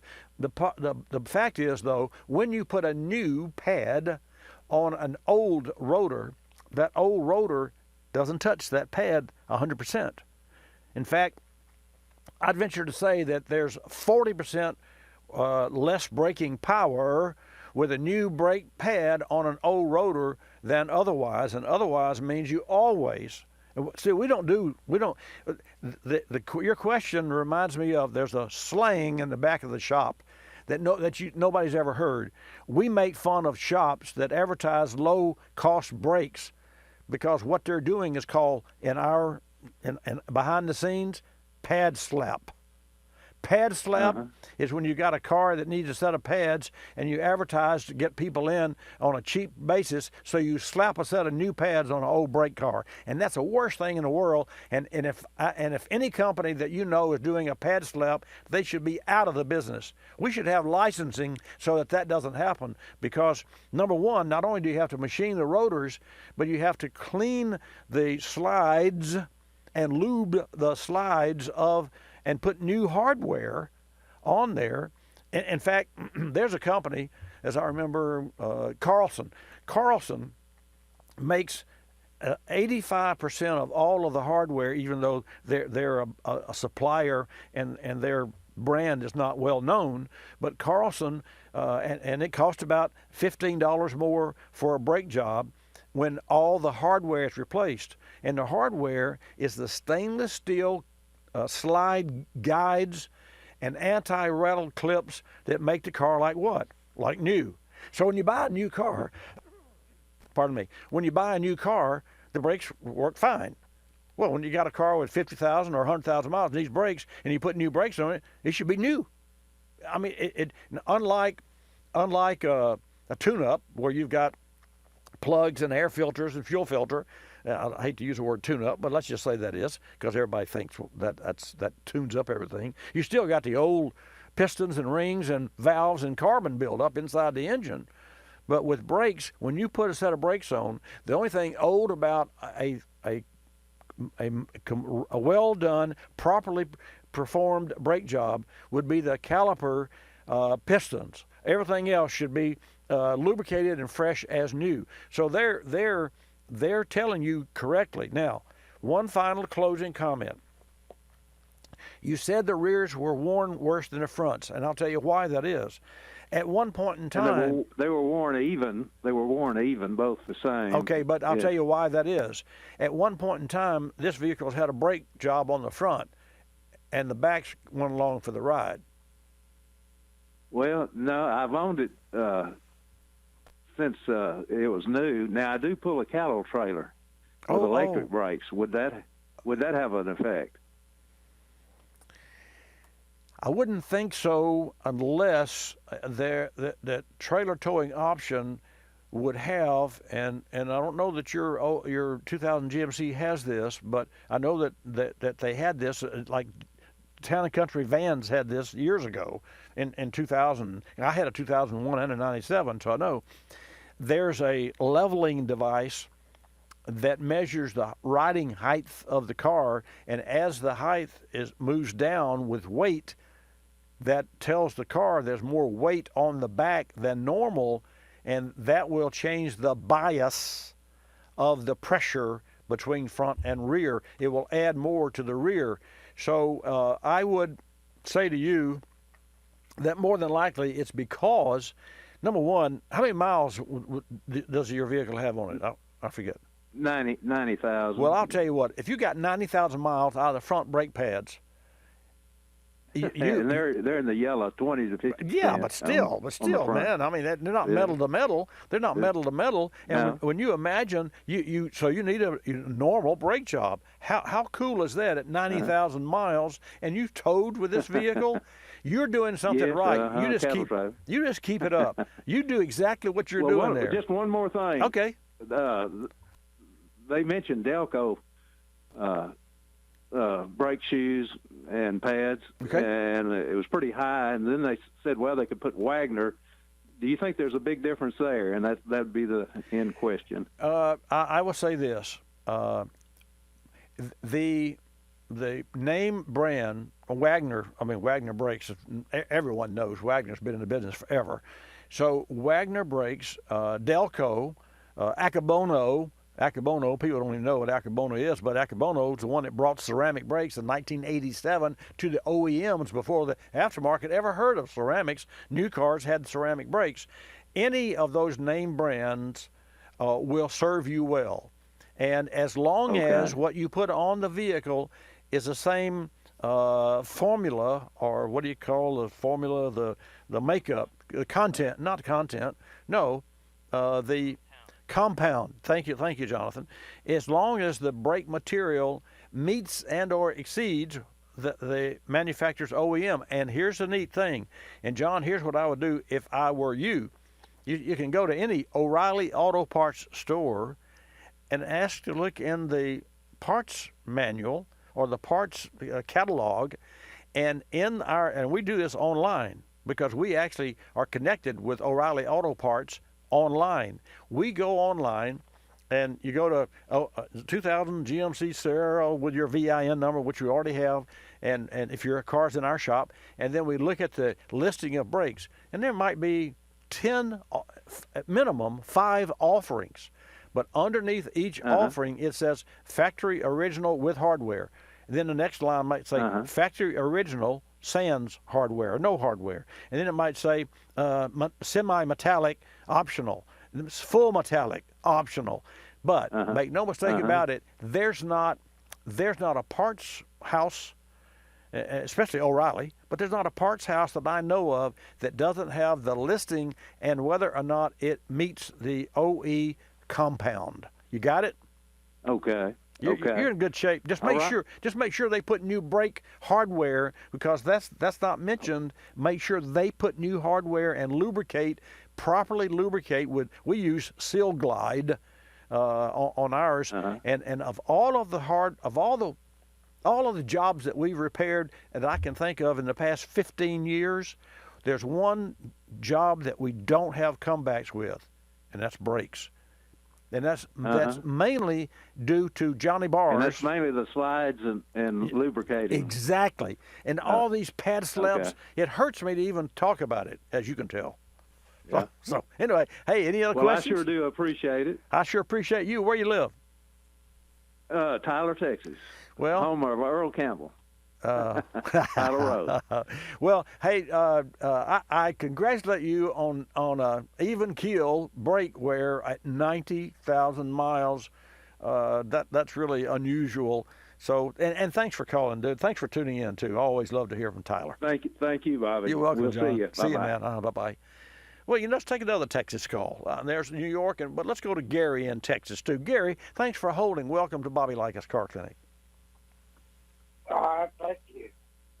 Yeah, I'm a long time listener. So but you're calling today. I can hear you. Yeah, you're a little. If you're talking on a cell phone, kind of make a little love to the cell phone there. Put it up close to your mouth there. What can I do for you? I got a 2003 Chevy Silverado, and it idles too low. I don't know, around 200 or 300 RPM. Wow. And the motor's not missing or anything. But when I turn, or sometimes when I turn or slow down, it'll die on me. I have to crank it right back up. Right. Let me ask this question, and think about this before you answer. When you crank that engine up in the morning, when it's cold, and cold could be 50 degrees, 30 degrees, when Texas is probably going to be 60 degrees, but it doesn't matter. After the vehicle sits overnight and you crank it up first thing in the morning, does it idle faster than normal and then slow down, or is it always in this slow idle mode? It idles faster, and then it slows down later on. Okay. Well, then here's what I'm going to say. If that vehicle is idling so slowly that does it ever turn off? Ever go dead? Yes, sir, it will. Sometimes it does. When maybe I punt a red light or make a sharp turn or something like that, then it'll shut off on me. Right. Well, Gary, here's what I suggest that you do. Because I believe that you have an idle air controller or a throttle body situation, and understand this, if you go to a service shop, and they're probably going to clean the throttle body and use a fuel system cleaner, and that's fine. I mean, I promote and I use and I endorse Berryman products. They're B12 Chem Tool, and B12 Chem Tool is a liquid additive that you put in a fuel tank, and it cleans the injectors and the valves and what have you. But if you have a defective throttle body, and because you've got a 03 Silverado, I suspect that's what you've got. If you have a defective throttle body, then you're going to have to replace the throttle body. So I want you to know that, because what I advise you to do is go to an ASE certified shop there in Texas and have them to test your idle system. Don't try to do this yourself. Have them just test your idle system and expect to pay them their 1 hour's time or whatever that diagnostic testing fee might be. And then if they come back and say you need a new throttle body, don't be surprised, because I wouldn't be surprised. And that's what I would advise you to do. And I sure thank you for tuning in, from everyone from Texas.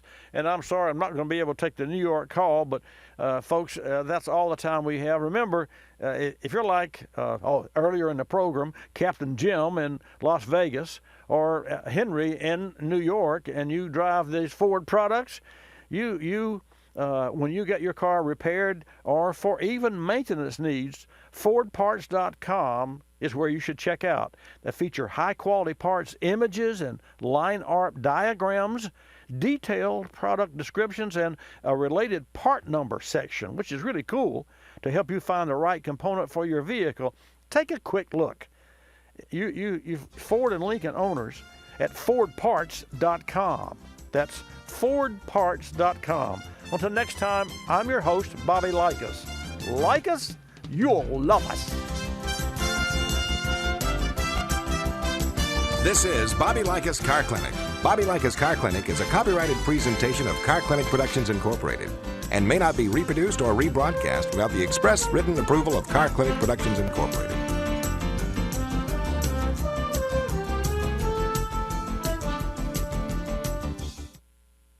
Grundy Insurance began selling agreed value policies in 1947. These policies are set at the time they're issued, detailing the amount a policyholder will receive and an insurance company will pay in the event of total loss or theft of a vehicle. It's the safest way to protect the restoration cost and appreciating value of collector cars. Actual cash value policies and stated value policies do not establish the amount in advance. Learn more about agreed value policies at the Insurance 101 section at Grundy.com. That's Grundy.com.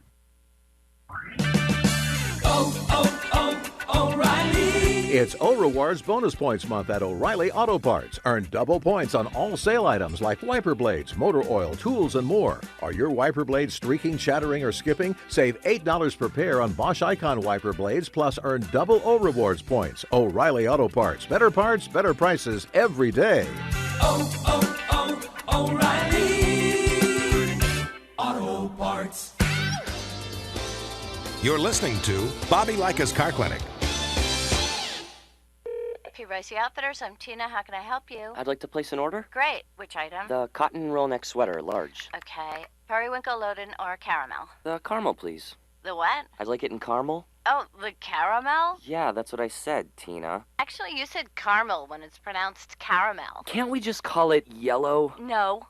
Everyone knows the best part of a Milky Way. They just don't know how to say it. After all, it's our caramel. It's caramel. Ugh, that makes a Milky Way great.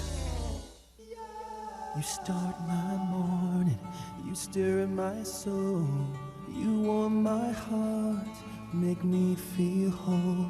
Your aroma calls me, it starts my morning. Happy morning, your name is Folgers Mountain Grow. Now you're here, your aroma